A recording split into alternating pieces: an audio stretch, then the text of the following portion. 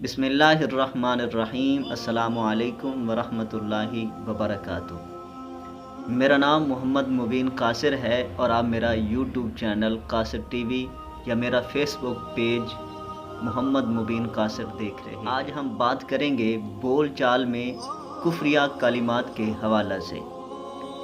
अक्सर लोग बातचीत में कलिमात कुफ्र बोल कर इस्लाम से खारिज हो जाते हैं और खामखा ईमान से हाथ धो बैठते हैं। इसका ख्याल रखना निहायत ज़रूरी है, क्योंकि हर गुनाह की बख्शिश है, लेकिन अगर कुफ्र बोल कर ईमान बर्बाद कर दिया तो बख्शिश व मगफिरत और जन्नत में जाने की कोई सूरत नहीं रहेगी और हमेशा के लिए जहन्नम ठिकाना बन जाएगा।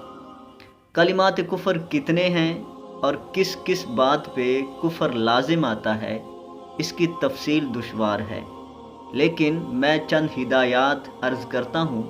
इंशाअल्लाह ताला ईमान सलामत रहेगा।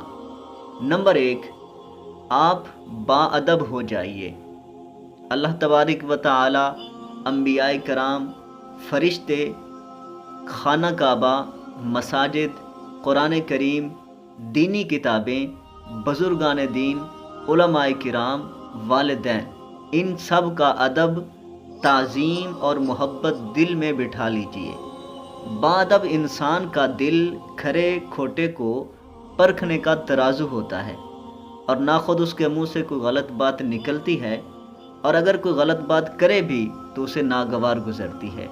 इसलिए अनपढ़ बाअदब अच्छा है, पढ़े लिखे बेअदब। नंबर 2, हंसी मजाक, तफरीह व दिल लगी की आदत मत अपनाइए, और अगर कभी कोई मौका बने भी तो इसमें दीनी मजहबी बातों को मत लाइए। अल्लाह तबारक व तआला की ज़ात व सिफ़ात, अंबिया कराम, मलाइका, जन्नत, दोज़ख, अज़ाब व सवाब, नमाज, रोज़ा वगैरह अहकाम शरा का ज़िक्र हंसी मजाक में भी कभी ना लाइए, वरना ईमान के लिए ख़तरा पैदा हो सकता है। शाइर इलाहिया के साथ मज़ाक व इस्तेहज़ा कुफ्र है। नंबर 3, बाद लोग इस किस्म की बातें सबको खुश करने के लिए बोल देते हैं, जिनका बोलना और सुनना कुफ्र है। ऐसी बातें करने वालों से दूर रहना चाहिए।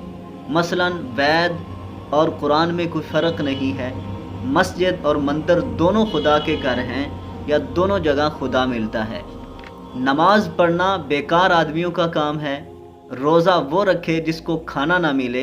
नमाज पढ़ना ना पढ़ना सब बराबर है।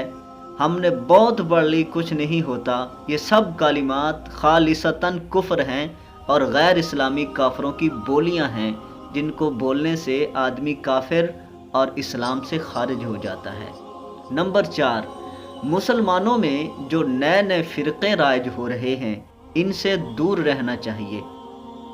बुज़ुर्गों की रवश पर कायम रहना ईमान व अक़ीदे की हिफाजत के लिए निहायत ज़रूरी है।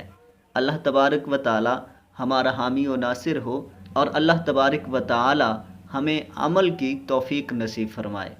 अस्सलामु अलैकुम व रहमतुल्लाहि व बरकातुहू।